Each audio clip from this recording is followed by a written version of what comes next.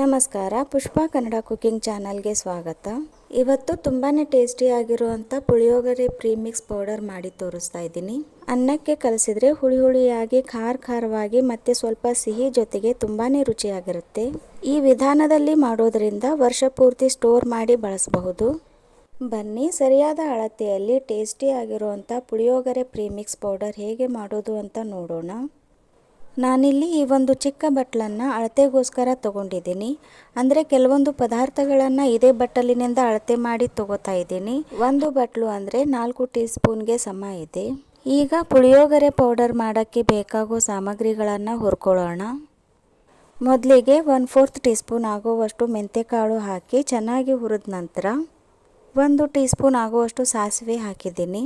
ಸಾಸಿವೆ ಸಿಡಿತಾ ಇದ್ದ ಹಾಗೆಯೇ 1 ಟೀ ಸ್ಪೂನ್ ಆಗುವಷ್ಟು ಮೆಣಸುಕಾಳು, 2 ಟೀ ಸ್ಪೂನ್ ಜೀರಿಗೆ, 2 ಟೀ ಸ್ಪೂನ್ ಎಳ್ಳು ಹಾಕಿ ಚೆನ್ನಾಗಿ ಹುರ್ಕೋಬೇಕು. ನಾನಿಲ್ಲಿ ಹುರಿಯೋದಕ್ಕೆ ಸ್ವಲ್ಪನೂ ಎಣ್ಣೆ ಯೂಸ್ ಮಾಡ್ತಾ ಇಲ್ಲ. ಎಣ್ಣೆ ಇಲ್ಲದೇನೆ ಎಲ್ಲ ಪದಾರ್ಥಗಳನ್ನು ಹುರ್ಕೋತಾ ಇದ್ದೀನಿ. ನೀವು ಬೇಕಿದ್ರೆ 1 ಟೀ ಸ್ಪೂನ್ ಎಣ್ಣೆ ಹಾಕಿ ಎಣ್ಣೆನಲ್ಲಿ ಎಲ್ಲ ಪದಾರ್ಥಗಳನ್ನು ಒಂದೊಂದಾಗಿ ಹಾಕಿ ಹುರ್ಕೋಬಹುದು.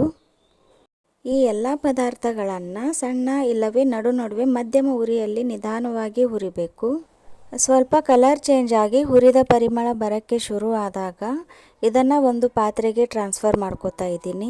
ಪಾತ್ರೆಗೆ ತಗೊಂಡಿರುವಂಥ ಬಟ್ಟಲಿನಿಂದ 1 ಬಟ್ಲು ಕಡಲೆಬೇಳೆ, 1 ಬಟ್ಲು ಉದ್ದಿನಬೇಳೆ ಹಾಕಿದ್ದೀನಿ. ಇದನ್ನು ಕೂಡ ಸಣ್ಣ ಮತ್ತು ನಡುವೆ ಮಧ್ಯಮ ಉರಿಯಲ್ಲಿ ಹುರಿಬೇಕು.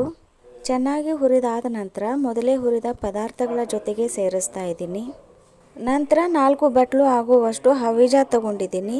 ಇದನ್ನು ಸಹ ಅಷ್ಟೇ ಲೋ ಟು ಮೀಡಿಯಂ ಫ್ಲೇಮ್ನಲ್ಲಿ ಹುರಿಬೇಕಾಗತ್ತೆ. ಇದರಿಂದ ತುಂಬಾ ಚೆನ್ನಾಗಿರೋ ಫ್ಲೇವರ್ ಆ್ಯಡ್ ಆಗುತ್ತೆ. ಲೈಟಾಗಿ ಕಲರ್ ಚೇಂಜ್ ಆಗಿ ಹುರಿದ ಪರಿಮಳ ಬರೋಕ್ಕೆ ಶುರು ಆದಾಗ ಇದನ್ನು ಕೂಡ ಇದೇ ತಟ್ಟೆಗೆ ಹಾಕ್ತಾ ಇದ್ದೀನಿ. ಇದನ್ನು ಸ್ವಲ್ಪ ಈ ರೀತಿ ಸ್ಪ್ರೆಡ್ ಮಾಡ್ಕೊಂಡು ಬಿಟ್ಟರೆ ಬೇಗ ಬಿಸಿ ಆರುತ್ತೆ. ಈಗ ಕೊನೆಯದಾಗಿ 2 ಬಟ್ಲು ಒಣ ಕೊಬ್ಬರಿ ಹುರ್ಕೋತಾ ಇದ್ದೀನಿ.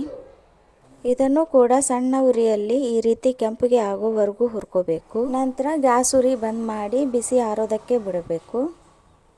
ಈಗ ಈ ತಟ್ಟೆನಲ್ಲಿರೋ ಹುರಿದ ಎಲ್ಲ ಪದಾರ್ಥಗಳು ಆರಿವೆ. ಅದೇ ರೀತಿ ಹುರಿದಿರೋ ಒಣ ಕೊಬ್ಬರಿ ಕೂಡ ಬಿಸಿ ಆರಿದೆ. ಈ ರೀತಿ ಪೂರ್ತಿ ಬಿಸಿ ಆರಿದ ನಂತರನೇ ಪುಡಿ ಮಾಡ್ಕೊಳ್ತಾ ಇದ್ದೀನಿ. ಮೊದಲಿಗೆ ತಟ್ಟೆನಲ್ಲಿ ಇರುವಂಥ ಪದಾರ್ಥಗಳನ್ನು ಮಿಕ್ಸರ್ ಜಾರ್ಗೆ ಹಾಕಿ ಪುಡಿ ಮಾಡ್ಕೊಳ್ತಾ ಇದ್ದೀನಿ. ಆದಷ್ಟು ಸಣ್ಣಗೆ ಪುಡಿ ಮಾಡ್ಕೋಬೇಕು. 1 kg 2 kg ಈ ಥರ ಜಾಸ್ತಿ ಪ್ರಮಾಣದಲ್ಲಿ ಇದ್ದರೆ ಮಿಲ್ಗೆ ಹಾಕೋಬೇಕಾಗತ್ತೆ. 300ರಿಂದ 500 ಗ್ರಾಮ್ವರೆಗೆ ಆದರೆ ಮಿಕ್ಸಿಯಲ್ಲಿ ಪೌಡರ್ ಮಾಡ್ಕೋಬಹುದು. ನೋಡಿ, ಈ ರೀತಿ ಸಣ್ಣಗೆ ಪೌಡರ್ ಮಾಡ್ಕೊಂಡಿದ್ದೀನಿ. ಇವಾಗ ಇದನ್ನು ಒಂದು ತಟ್ಟೆಗೆ ಹಾಕೊಳ್ಳೋಣ. ನಂತರ ಇದೇ ಜಾರ್ನಲ್ಲಿ ಹುರಿದಿರೋ ಒಣ ಕೊಬ್ಬರಿ ತುರಿ ಹಾಕಿ ಇದನ್ನು ಕೂಡ ಸಣ್ಣಗೆ ಪುಡಿ ಮಾಡ್ಕೋತಾ ಇದ್ದೀನಿ. ಸಣ್ಣಗೆ ಪುಡಿ ಮಾಡ್ಕೊಂಡ ನಂತರ ಮೊದಲೇ ಪುಡಿ ಮಾಡಿದ ಈ ಮಿಶ್ರಣದ ಜೊತೆಗೇ ಸೇರಿಸ್ತಾ ಇದ್ದೀನಿ. ಈಗ ಇದರ ಜೊತೆಗೆ ರುಚಿ ಬರಿಸುವಂಥ ಇನ್ನಷ್ಟು ಪದಾರ್ಥಗಳನ್ನು ಸೇರಿಸೋಣ. ಸ್ಟಾರ್ಟಿಂಗಲ್ಲಿ ಹೇಳಿದ್ದೆ 1 ಬಟ್ಲು ಅಂದರೆ 4 ಟೀ ಸ್ಪೂನ್ ಆಗುತ್ತೆ ಅಂತ. ಈಗ ಕೂಡ ಅದರ ಪ್ರಕಾರನೇ ಈ ಪುಳಿಯೋಗರೆ ಪುಡಿಗೆ ಹುಳಿ, ಸಿಹಿ, ಉಪ್ಪು, ಖಾರ ಸೇರಿಸ್ಬೇಕಾಗತ್ತೆ. ಈಗ 3/4 ಬಟ್ಲು ಉಪ್ಪು ಸೇರಿಸ್ತಾ ಇದ್ದೀನಿ. ಹಾಗೆಯೇ 1 ಬಟ್ಲು ಸಕ್ಕರೆ ಅಥವಾ ಬೆಲ್ಲನ ಸೇರಿಸ್ಕೊಳ್ಳಿ. ಈಗ ಇದಕ್ಕೆ 3/4 ಟೀ ಸ್ಪೂನ್ ಆಗುವಷ್ಟು ಇಂಗು, 1/4 ಟೀ ಸ್ಪೂನ್ ಅರಿಶಿಣ ಪುಡಿ, 1.5ರಿಂದ 2 ಬಟ್ಲು ಕೆಂಪು ಖಾರದ ಪುಡಿ ಸೇರಿಸ್ತಾ ಇದ್ದೀನಿ. ಎಲ್ಲವನ್ನು ಸರಿಯಾಗಿ ಒಂದ್ಸಲ ಮಿಕ್ಸ್ ಮಾಡ್ಕೊಳ್ಳೋಣ.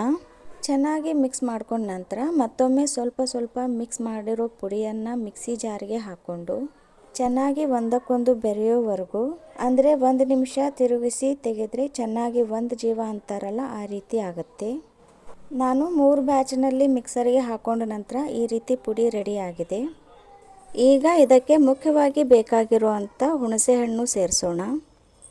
ನಾನಿಲ್ಲಿ ಅಳತೆಗೆ ತಗೊಂಡಿರೋ ಬಟ್ಟಲಿನಿಂದ 3 ಬಟ್ಲು ಹುಣಸೆಹಣ್ಣು ಒತ್ತಿ ತುಂಬಿ ತಗೊಂಡಿದ್ದೀನಿ. ನಾನು ಹುಣಸೆಹಣ್ಣನ್ನು 2 ದಿನ ಚೆನ್ನಾಗಿ ಬಿಸಿಲಲ್ಲಿ ಒಣಗಿಸಿ ಈ ರೀತಿ ಸ್ವಚ್ಛ ಮಾಡಿಕೊಂಡು ಸಣ್ಣ ಪೀಸಾಗಿ ಮಾಡ್ಕೊಂಡಿದ್ದೀನಿ. ಈ ಥರ ಪುಳಿಯೋಗರೆ ಪೌಡರ್ ಮಾಡೋದಾದರೆ ಹುಣಸೆಹಣ್ಣನ್ನು 2 ದಿನ ಚೆನ್ನಾಗಿ ಬಿಸಿಲಲ್ಲಿ ಒಣಗಿಸಿ ತಗೊಳ್ಳಿ. ಮತ್ತು ನಾನಿಲ್ಲಿ ಹುಣಸೆ ಹಣ್ಣನ್ನು ಹುರ್ಕೋತಾ ಇಲ್ಲ, ಹಾಗೇ ಪುಡಿ ಮಾಡ್ಕೋತಾ ಇದ್ದೀನಿ. ಹುಣಸೆ ಹಣ್ಣು ಪುಡಿ ಮಾಡ್ಕೋಬೇಕಾದ್ರೆ ನಾವು ಈಗಾಗಲೇ ರೆಡಿ ಮಾಡಿರೋ ಅಂಥ ಪುಡಿಯನ್ನು ಸೇರಿಸೋಣ. ನಂತರ ಸ್ವಲ್ಪ ಅಲುಗಾಡಿಸಿದರೆ ಪುಡಿ ಈ ರೀತಿ ಎಲ್ಲ ಕಡೆನೂ ಸ್ಪ್ರೆಡ್ ಆಗುತ್ತೆ. ಇದರ ಜೊತೆಗೇ 1 ಟೀ ಸ್ಪೂನ್ ಉಪ್ಪು ಸೇರಿಸೋಣ. ರೆಡಿ ಮಾಡ್ಕೊಂಡಿರೋಂಥ ಪುಡಿ ಸೇರಿಸಿ ಮಿಕ್ಸಿ ಮಾಡೋದ್ರಿಂದ ಹುಣಸೆ ಹಣ್ಣು ಅಂಟಂಟಾಗಿ ಉಂಡೆ ಥರ ಆಗಲ್ಲ. ಬದಲಾಗಿ ಉದುರುದುರಾಗಿ ಈ ರೀತಿ ಆಗುತ್ತೆ.